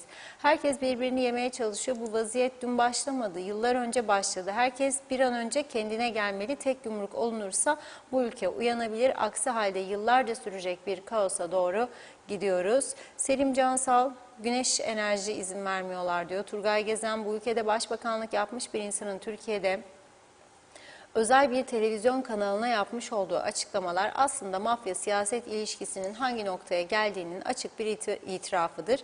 Gelişmiş bir Batı ülkesinde herhangi bir iş insanı hükümette bulunan bir siyasetçiye bırakın milyonları vermeyi bir şişe şarap verse bu durum siyasi rüşvet olarak kabul edilir ve gereği derhal yapılır. Maalesef ülkemiz bu noktaya getirilmiştir. Hasan Kebapçı, kendimizi kandırmayalım Reşat Bey, Türkiye yaptırmıyor. En son müdahaleyle bozdurdular. Dörtlü hükümet gayet iyi çalışıyordu ve müdahale edilmese belki bugün birçok sorun da çözülmüş olacaktı. Son bir iki mesaj okuyayım.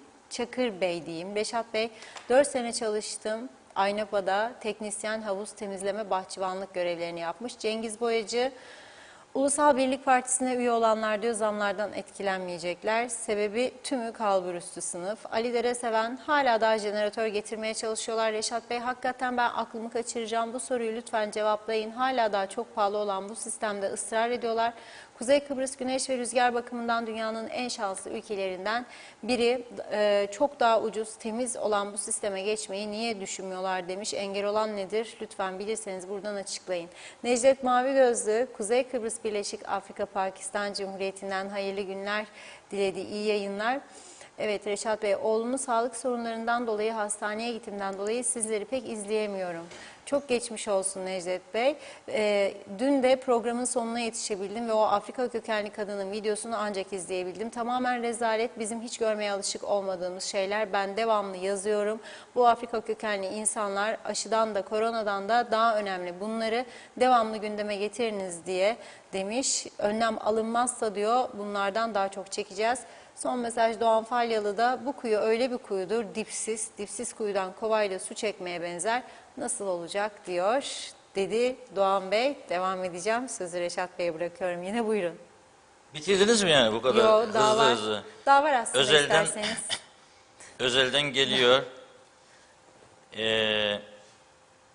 Afiyet olsun Yaşar Bey. Teşekkür ederim diyor. Arkadaş olduk. Yani listede çok var ama sınırı dolduruyorum. Temizlik yaptıkça, açıldıkça yeni arkadaşlar alabiliyorum. 5000'in üzerinde izin vermiyorlar biliyorsunuz. Şimdi dedim ya size bahsedeceğim. Nedir bu durumlar? Niye biz artık güneye doğru götürüyorlar bizi? Bazı bilgileri aktarmak istiyorum. Adamlar bizi izliyor tabii, kuzeydeki durumu görüyorlar. Bir taraftan da diyor, Pakistanlı, Hindistanlı, Bangladeşli, bunları çalıştıracağım ha. Lojman, mojman, izin mizin falan. Kıbrıslı Türkleri çalıştırayım. Hem daha düzgün insanlar, aynı ülkenin insanı gece de evine gider diye. Onun için de sendikalardan da özel şahıslardan da rica ediyorlar. Mesela güneyde çalışıyorsa da Osman yok mu ya bildiğin gelsin 4 tane garson isterim. Osman da başlar bulsun yazar Facebook'ta. 4 garsonu bulduktan sonra Osman başarılıdır. Osman bize bulaşıkçı da bulsun. Rum serviste çalışacak adam da bulsun. Masör da bulsun, bayan olacak ama diyor orada şartı. Şimdi Kıbrıs, Malta ve Romanya'da hemen hemen aynı ücretler uygulanır çalışanlara diyor. Hazır basılmış belgeden okuyorum Rum tarafında verilen. Mesela özel şirketlerde memur,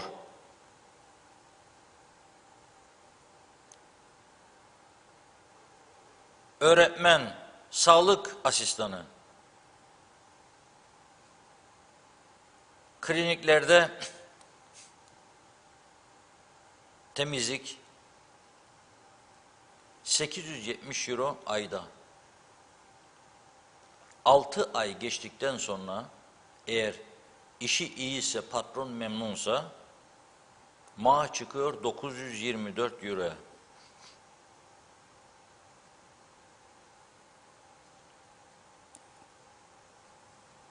Özel güvenlik memuru 4 euro 90 sent saati ödüyorlar. 6 ay geçtikten sonra 5 euro 20 sent. Otellerde valiye hizmeti gören resepsiyon memuru 870 euro aylık, 6 ay geçtikten sonra 935 euro. Mutfak yardımcısı, pastacı, otel sektöründe 900 euro aylık, 6 ay geçtikten sonra 1040 euro.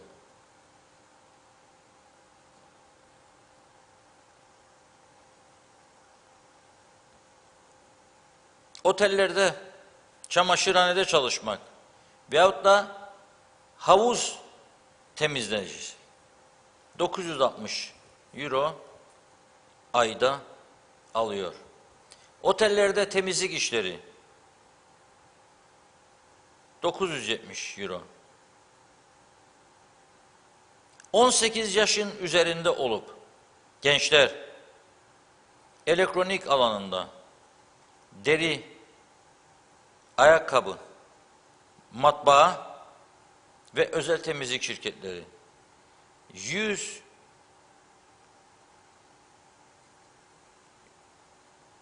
151 veya 181 euro haftada ücreti gençler için. İnşaat sektöründe 18 yaşında ve üstü gençler, tecrübesiz işçi olarak 185 euro 74 sent haftalık ücreti var. Şimdi bunları veriyorlar ve diyor sendikalısın, otel sektöründe çalışıyorsan turizmde 7 ay iş garantisi var. 7 aydan sonraki 5 ay işsizlik parası alırsın. Tekrar 7 zamanı gelsin. Ama 5 ay tamamen parasız bırakmıyorum seni.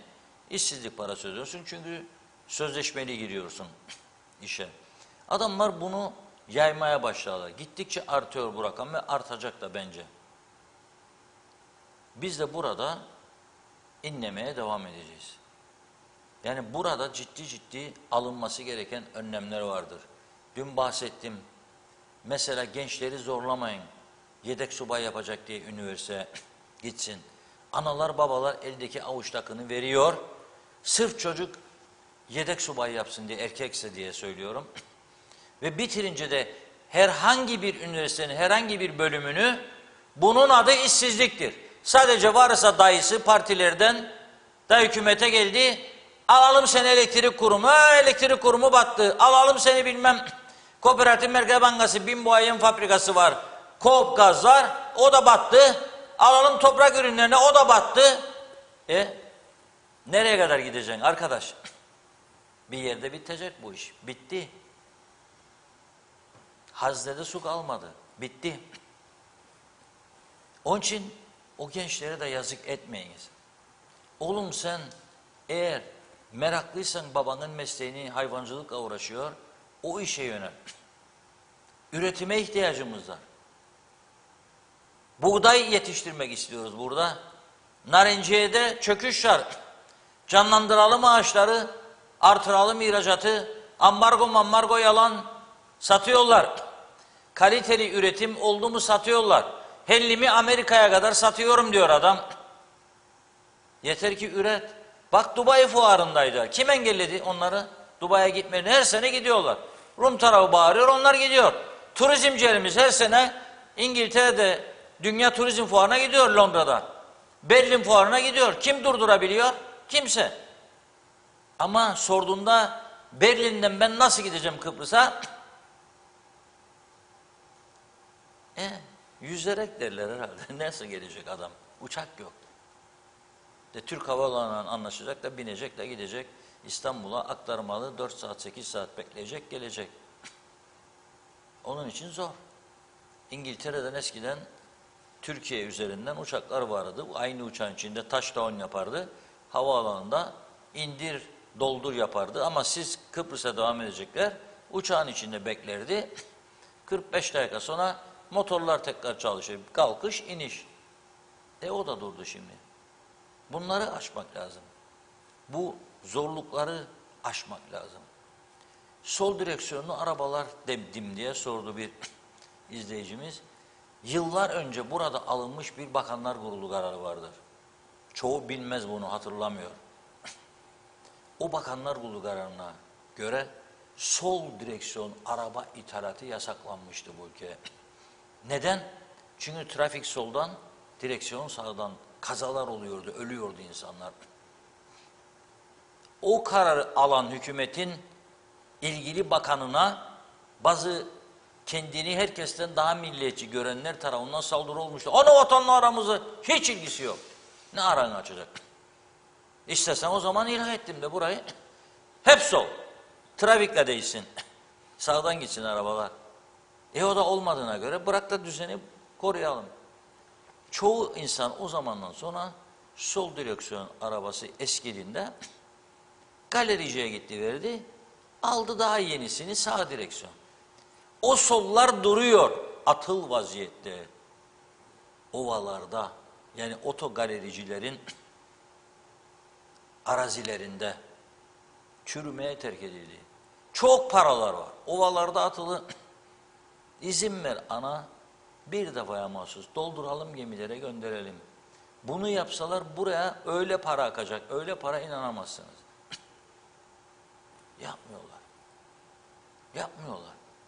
Eskiden yabancı plakalı araba gümrüğü ödenmediği takdirde Mausa limanından içeri giremezdi. Şimdi dolu. Bir yığın yabancı plaka var. Para istemiyor musun sen ya? Yapmıyor. Vergi kaydı olmayan binlerce insan var bizde. Ve iyi durumları çok iyi çoğunun. Güzel para kazanıyorlar, güzel harcama yapıyorlar özel yaşantıları için. Algayda yok. O da yok. Çünkü seçim dönemi akıllarına gelir. Ondan geldiydi 10 bin, 100 bin, 50 bin. Ondan geldiydi 30 bin. Nasıl adama şimdi gidelim? Bu siyaset düzeni değişmediği sürece, milletvekillerine bakanlık yolu kapanmadığı sürece, başkanlık sistemini artık söylemeye korkar oldum. Çünkü bazıları özelleştirme meselesinde olduğu gibi onu da diktatörlüğe yorarlar. Çaresiz olan insanların savunmasıdır bu, bilir misiniz? Çaresiz. Fikir üretmek istemez. Her şeye bir bahane. Böyle de çöktü memleket. Yani sen öylesin de 3 kişi 5 kişi bir toplum olduğu gibi bir ülke çökecek mi ya? Çökerttiniz. Helal olsun. Buyurun. Hazırlayın helvayı. Buyurun. Görüyorum ben.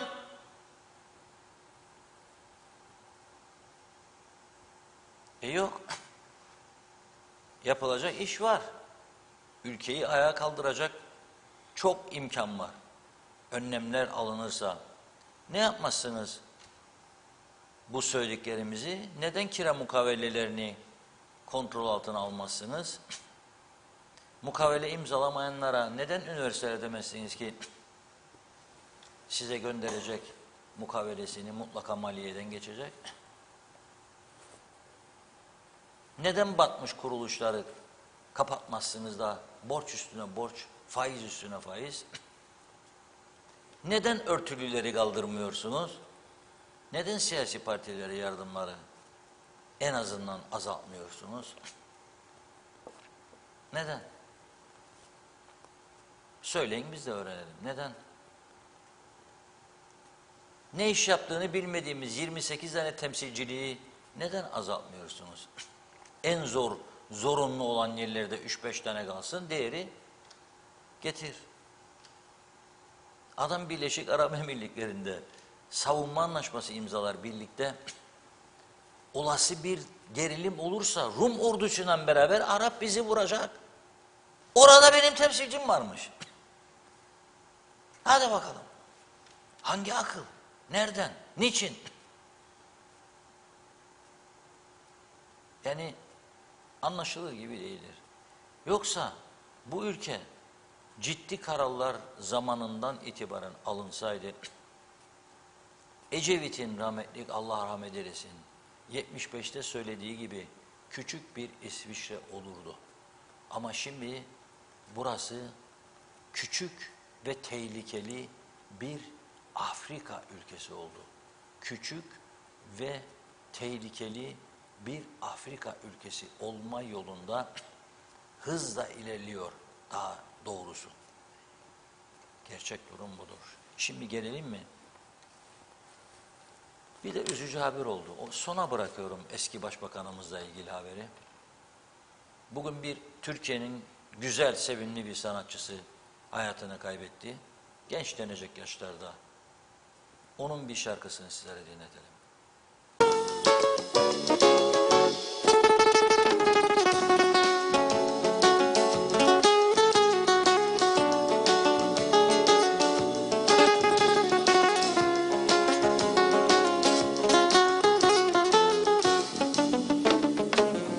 İnşallah ol sen de böyle, aşık ol da bak birine. Ben oldum da ne oldu sanki senin gibi birisine. İnşallah ol sen de böyle, aşık ol da bak birine. Ben oldum da ne oldu sanki senin gibi birisine. Karlar düşer, düşer düşer ağlarım. Hep ismini, hep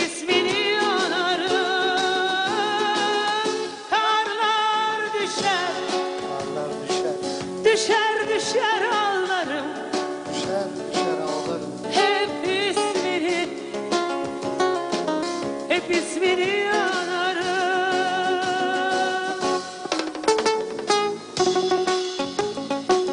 La la la la la la la.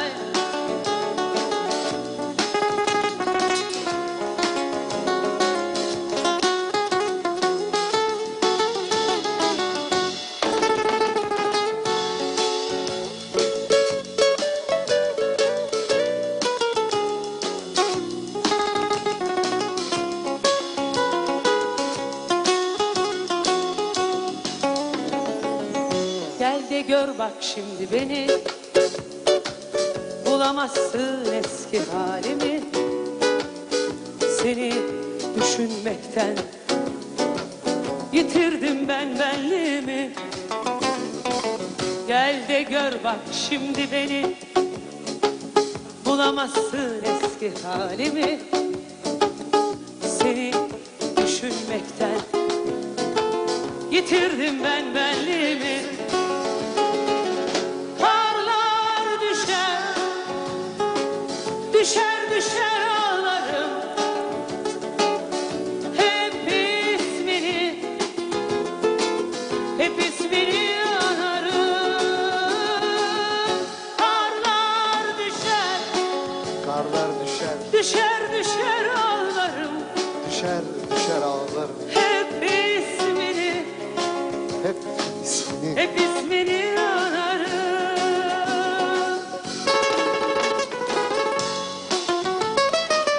La la la la la la la.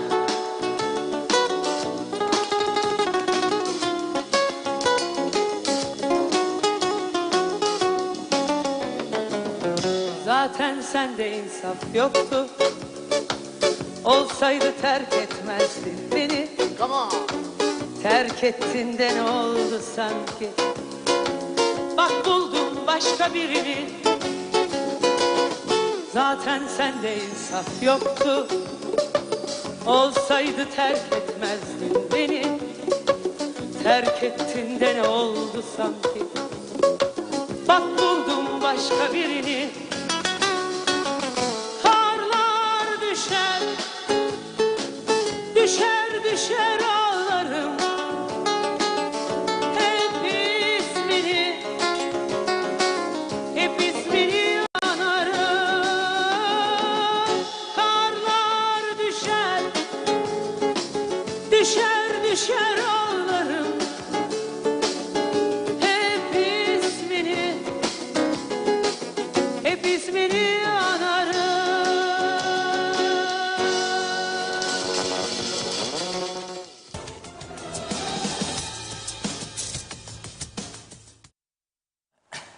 Evet, Akrep Nalan hayatını kaybetti. Kendisine Allah'tan rahmet diliyoruz. Onun güzel bir şarkısını aktardı size. Tabii bunu başkaları da söylüyor. Karlar düşer düşer ağlarım. Eski sanatçılardan Ertan Anaba vardır. Juanito galiba bir daha hatırladım. Çok Akrep Nalan da güzel söylemişti bu şarkıyı. Onu anmak için sizlere dinlettik. Güzel bir şarkı. Evet, şimdi bugün Girne Mahkemesi'nde Halil Fallalı cinayetiyle ilgili bir duruşma vardı. 3 kişiyi yargıç 3 aylığına cezaevine gönderdi. Neden? Çünkü cinayeti işlediklerine dair ellerinde sağlam deliller vardı. En azından işleyenler arasında olduklarına dair. Demek ki bunlar 3 ay içerisinde en geç yargılanacaklar. Üçü de şu anda cezaevinde. Türkiye'dekilerle ilgili daha ne olduğunu bilmiyoruz. Orada da tutuklular var. 9 tutuklu galiba. Ne olduğunu ve ne olacağını bilmiyoruz. Şimdi bu cinayetten sonra düşünün siz 8 Şubat'ta cinayet işlendi. Zamanda nasıl hızlı geçiyor değil mi? Çabuk geçiyor. Ömrümüz gidiyor böyle. Neredeyse 1 ay oluyor Halil Fallalı cinayetinden bu yana. İstanbul'da yaşayan 4 yıldan beri eski başbakanımız Hüseyin Özgürgün'e Halk TV muhabiri soruyor. Halil Fallalı'ya diyor, bahis iznini siz mi verdiniz? O da diyor ki evet diyor, ben verdim diyor. Söylüyorum. Başbakan olduğu dönemde yasal bahis iznini sadece Fallalı'ya verdim diyor. Niye verdiniz diyor. O dönem bizler çok yüklü miktarda para istiyorduk. Bunu pek kimse ödeyemiyordu. Fallalı ödedi, biz de iznini verdik diyor. Hakkındaki iddialar konusunda Seyhan Avşar soruyor kendisine. Dokunulmazlığının partisi tarafından kaldırılması nedeniyle kırgın ve ihanete uğradığını hissettiği için Kıbrıs'ı terk edip İstanbul'a yerleştim diyor. Soruyor kendisine, hesabınızdaki milyon dolarların araştırılması için dokunulmazlığınız kaldırıldı. Bu kadar yüklü miktarda bir para size nereden geldi diyor. O da diyor ki boşandığım eski eşimin mal varlığıma ilişkin iddiaları vardı. Muhalefet partileri bu iddiaları büyüttü. Kuzey Kıbrıs'ta yurttaşlar tarafından partiye para yatırılır. Hesabımdaki para parti seçim parasıydı. Miktar iddia edilen tutar kadar da değildi diyor. Başbakan olduğumuz dönemde kimseye verilmezken Halil Falyalı'ya yasal bahis iznini siz mi verdiniz? Neden verdiniz diyor. Evet ben verdim. Halil Falyalı şartları yerine getirebiliyordu. Yasal bahis için o dönem bizler çok yüklü miktarda para istiyorduk. Bunu pek kimse ödemiyordu. Falyalı dedi, bizler de izni verdik. Benim dönemimde bu izni bir tek ona verdik diyor. Falyalı ile herhangi bir bağlantınız, herhangi bir dostluğunuz var mıydı diyor kendisine. Falyalı ile herhangi bir dostluğumuz var mıydı? Hayır diyor. Ancak kendisiyle beraber askerlik yaptık diyor. Ben onun komutanıydım diyor Hüseyin Özgürgün. Ve kendisini çok severdim diyor. Ancak ben çok yoğundum. Kendisiyle siyasi kariyerim sürecinde kahve içme şansım olmadı diyor. Ancak benden sonraki başbakan diyor, yani KKTC başbakanı ile çok samimiydi diyor. Taşını da oturttu birisine burada. Benden sonraki başbakanına çok samimiydi diyerek bir taş oturtması yaptı. Durum böyle. KKTC'de kimse kimseyi sorgulamadığı için yurt dışındakilerine düşüyor bu görev. Yani yayın organlarına falan diyorum. Mesela KKTC Meclisi bugüne kadar hiçbir şeyi doğru dürüst soruşturup da aydınlatmadı. Hiçbir şey. Şimdi bir izleyicimiz bana soruyor, okudu Funda Hanım diyor. Neden güneş enerjisi veya doğalgaz elektrik üretimine geçmiyorlar? Geçmediler. Hemen olmaz bu iş. Rum tarafında 2,5-3 yıldır yatırımı devam ediyor doğalgazla elektrik üretimi için ve 200 milyon euroluk bir yatırım. Ama özel. Özele verdiği için yapıyor.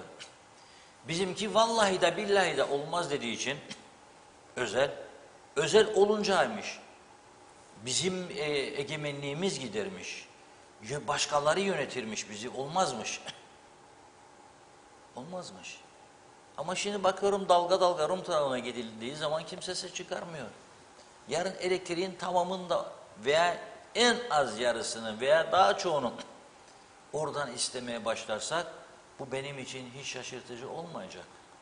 Hiç şaşırtıcı olmayacak. Ha bizde gene kesilecek elektrikler çünkü o sana senin şebekene aktaracak. Senin şebekene aktarıldıktan sonraki dağıtım senindir. Senin kapıların çürüdüyse, elektrik direklerin devrilmiş ise yarı vaziyette, her rüzgar estiğinde fırtına, her yağmur yağdığında gene kesilecek elektriklerimiz. Bütün işler Yarım yamalak. Bir tane doğru dürüst yapılan iş göstersinler. Özür dileyim. Bir tane. Bir tane doğru dürüst iş. Varsa bu işin göstersinler. Ne yaptık? Nerede bu işler? Nerede bu hizmetler? Ben görmedim, duymadım. Bu ülkenin evladıyım. Nerede? Eğitimde üniversiteler çoğaldı mı aldı Türkiye sayesinde. Yok denklik verdi diye doldu bu içi. Orada da giremeyenler buraya geldi. Başka nerede? Turizmde 1 milyona kadar çıktık. Nerede? Türkiye sayesinde.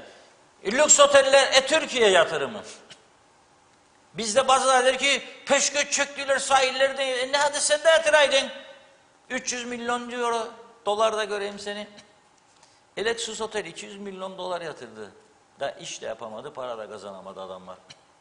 200 milyon dolar. Diğer yatırımlar hepsi. 500-600 milyon dolar yatırım yapanlar var bu ülkede. Ne oldu? Biz ne yaptık ya? Biz ne yaptık? Ne yaptık? Ne yaptık biz? Yollar çöktü, Türkiye'den para. Susuz kaldık, Türkiye'den su. O da gidiyordu bağımsızlık. Ona da karşı çıktılar. İlk hatırlayın. Ve eğer o insanlar durdurabilseydi bu projeyi, bugün susuzluktan ağlayacaktık. Biz kan ağlayacaktık. Herkes iktidar oldu bu ülkede. Bütün partiler, şu an mecliste olanların tümü iktidar oldu. 17 tane göletin 12 tanesi çatır çatır kurudu. Hiçbirinin umuru olmadı. 4 tane 5 tane onlar da tamam değil. Yarım yamalak. Hiçbir ihtiyacımızı karşılamaz. Ne demek ya bu? Da sen buna karşı çıkacaksın. 2 lira 30 kuruşa aldılar. Alıyorlar, hala hiçbir zam gelmedi, inşallah gelmez. 8 lira 10 liraya satan var. 2.30'a alır ne yapar? Nasıl ödeyecek memurları der. Daha fazla istihdam, seçim geliyor be kardeş. Tiyatro ekibi, bak bugün bir tane Mausa Belediyesi hoşuma gitti. Orkestra ve koro kuruyormuş. Yahu sen geçene maaşlar ödeyemedin 4 ay be kardeşim. Yok mu bunun bir ipi ya, biri tutsun bunları elinden. Sana mı düştü orkestra koro kurmak? Gücenmesin arkadaşlar, sanata saygılıyım ama.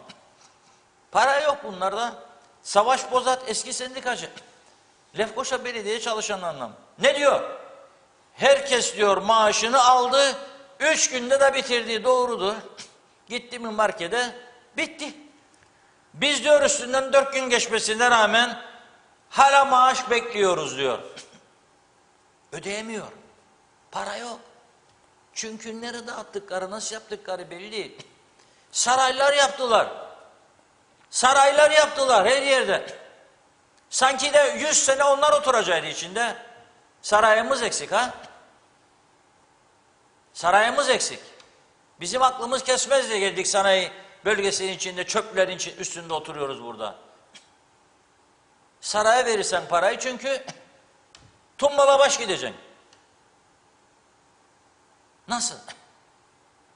Ve hala daha sorgulayacak bir mekanizma yok. Ve şimdi belediyeleri diyor 12'ye veya 14'e oldu şimdi. Başbakan 12 veya 13-14 diyor. O da yani ciddi bir çalışma yapılmış değil. Ciddi bir hazırlık yok yani. Öyle düşün, o saat aklımıza gelen, öyle inanıyorum. Sonra Gönneli'yi ayıracak dedi. Ona da sevindim, onunla söyleyeyim. Lefkoşa'dan birleşemez çünkü Gönneli çok büyüdü. Ve kim ne isterse söylesin bazı yanlışları olabilir. Gönneli Belediye Başkanı, Benli'nin. Ama çok iyi işleri de vardır. En azından bir Gönneli çemberinden geçerken yeşillik görüyoruz ya. Her tarafı kurutlar, memleketin yeşile hasret kaldık. Yeşil adaymış adımız. Çöp adası, çöp. Çöp adası. Ne yeşil adası ya o? Ne yeşil adası? Şimdi bakarım her taraftan tepkiler var. Lüricina Belediye Başkanı da Akıncıların ne diyor bize, 300 kişiye belediye mi olur derler diyor. Siz bilir misiniz tarihçesini diyor, o da paylaşım yaptı. 4 tane çalışanı var. Devam etmesini ister. O da kendine göre haklı. Baktım Dikmen Belediye Başkanı paylaşır. Dikmen'i size yedirmeye gitti. Herkes ister belediyesini sürdürsün. Nasıl olacak bu iş? Şeyi verdik dedi. Mausa Belediye Başkanı bu. Startı verdik dedi. Koro, orkestra, her şey kurulacak. Ya kardeşim, lağım suları Dayı'nın karşısında sokaklara akıyor be. Temizleyemiyorsunuz. Maaşları ödeyemiyorsunuz. Yok mu ya birinin elinde bir ip tutsun bu işleri? Çöp ada oldu, yeşil ada. Çöpleri toplayamıyorsunuz. Maaşları ödeyemiyorsunuz. Elektrik borçlarını sildiriyorsunuz. Kendinize göre iktidarı, muhalefeti. Bakın, CTP'li belediyeler de, UBP'liler de, DP'liler de hepsi bir oldu. Bastırdılar bir hükümeti işte. O dörtlüde oldu galiba bu iş. Sildirdiler borçları. Büyük bir kısmını. Falan tarihe kadar dediler. Silin. Sonra batmışmış elektrik kurumu. Siz sahip çıktınız mı? Ey ekonomik örgütler, sizlere söylüyorum. Elinizde itfaiye aracını alacaktınız. Hortumu da suyu meclisten içeri. Ver itfaiye hortumunu içeri. Bakayım yapabilirler miydi bunu? Şimdi battık, ne yapacağız? Bütün sektörler krizde. Dur bakalım. Daha yolun başındayız. Yavaş yavaş. Evet Funda Hanım. Düşünüyorum Uyuklamayın ben de. lütfen. Ben Hayır, konuştukça uyuklamaktan değil. uyukluyorsunuz. Sanki ben burada ninni söylüyorum şimdi. Hayır, Böyle gidiyor geliyor. 40 tane mesaj var. Hangisini nasıl okuyayım, nasıl adaletli davranayım diye onu düşünüyorum. Bu arada Kara hayranlarınız kara artıyor yani. Çok mesajlar hayran geliyor. var görüyorum. Kıskanmaya başladım. Bizim Benjo bile önce bana iltifat yapıyor dün. Diyor Reşat Bey çok şıksınız diyor. Yaşa Benjo değinmeye kalmadı. Tabii Funda Hanım'a çok şıktır diyor. Selamlarımı söyleyin. Ha dedim sen beni basamak yapıyorsun. Benim üstümden Funda Hanım'a mesaj yollayın. Benjo dedim. Ah Benjo ah. Canım benim. Evet, hızlıca o zaman farklı isimlerden mesajları aktaracağım. Belgin Rıfat diyor, demiş ki lütfen Funda mesajımı oku diye, uzun ama özetleyeceğim. Çok az hem vasıflı eleman arıyorlar diyor, Güney'de eleman aranması ile ilgili, hem de minimum maaş veriyorlar. Vasıflı değil, eğitimlerini de veriyorlar. Evet, Filipinler misali Türkleri kullanmaya çalışıyorlar diyor. Buna Güney'e mahkum etti yöneticiler, çok başarılı milletvekilleri, bakanlar, başbakanlar lay lay lom, elma dersem çık, armut dersem sus misali görev yapan reisi cumhurumuzda kına yaksın demiş. Belgin yazdı dersiniz, bu işe gidecekler, yarın yoldan usanıp yerleşecekler, zamanla birlikte yasamalar, soykırımımız da olacak diyor. Evet, eleştirmiş. Bakıyorum. 14'ten beri kesikmiş Alsancak Lap'ta. Ya evet, Mehmet İnancı başkanlık sistemi gelsin Sayın Akar, devletin başına geçin. Bakınız devlet yönetmek nasılmış ama bazılarının işine gelmiyor diyor. Cevaplar da var karşılıklı. Sayar Aker, her yer karanlık müziğini çalarsanız demiş, aydınlatırsınız bu memleketi. Evet, Belgin Rıfat, temsilcilerde ya bakan çocuğu ya bir numaralı adamların partizanlarının çoluk çocuğu, dış ilişkileri ya da uluslararası politika hakkında ne tecrübe ne de bir referansları var diyor. Telefonda hitap etmeyi bile bilmezler demiş. Hüseyin Özyükselen, Reşat Bey size katılıyorum, Afrika ülkesi Necdet Mavigözlü de en sonunda benim dediğim oluyor değil mi demiş. Ben boşuna Kuzey Kıbrıs Birleşik Afrika Pakistan Cumhuriyeti yazmıyorum. Bu arada Akrep Nalan içinde başsağlığı dilekleriniz var. Nilüfer Canova, seneler önce İngiltere'de pasaportumu kaybettim. Yaklaşık 25 senedir de pasaportum yok. Temsilcilik hiçbir işe yaramıyor. Kendimin ben olduğunu ispatlamak için canımı yedim neredeyse. Orada kalıyorum diyor. Sayar Aker, çok düştük, ağlamayı unuttuk dedi. Kubilay Efkan Bilgi, Hüseyin Bey demiş hesabındaki para partinin parasıydı.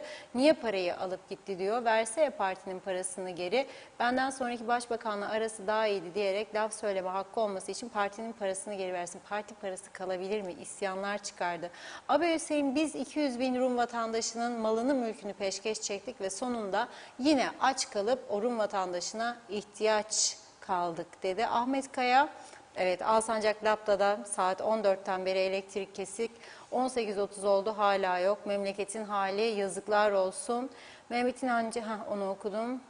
Belgin Rıfat, Cumhurbaşkanlığı'nın 150 personeli var. Dinlenme tesisinde görevli 150 personel orkestramızda var. Çal çal oyna diyor, ne güzel demiş. Hasan Nihat Erduran, güneş enerji kotası doldu. Frekans voltaj ayarı yapılamaz.